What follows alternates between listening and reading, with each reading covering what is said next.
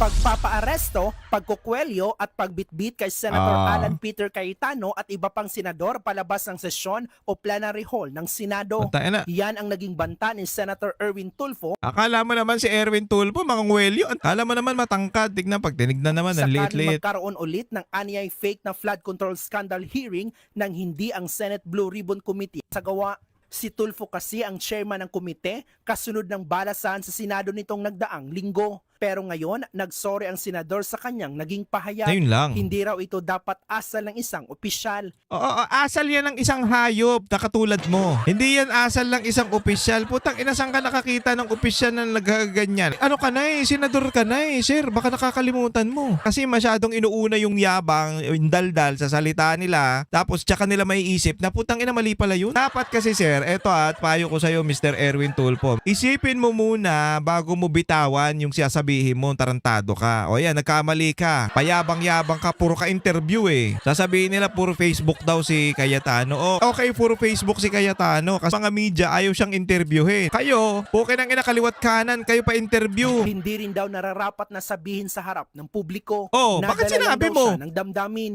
Anak Nagsorry na rin puta. si Senator Erwin sa publiko dahil sa mga nangyaring hidwaan sa Senado, hindi umusad ang ilang mahalagang batas. Dahil sa pagiging kupal nyo, kaya hindi yan umuusad. Pukin ng ina nyo eh. Gagawa-gawa kasi kayo ng kalokohan pag mabubuko, yan ang problema eh. Gagawa-gawa kayo ng katarantaduhan, putang inang yan, tapos hindi nyo kayang panindigan. Kaya panawagan niya sa mga kapwa senador, tapusin na ang pagkakawatak-watak. Sus! Sa labas daw kasi ng Senado, ilan sa kanila ay magkakabarkada. Biglang Kaya ganun, no? giit niya, trabaho lang tayo. Biglang bawi si Gago, no? Pukin ng ina, pagkatapos ka magyayabang, bigla kang sorry.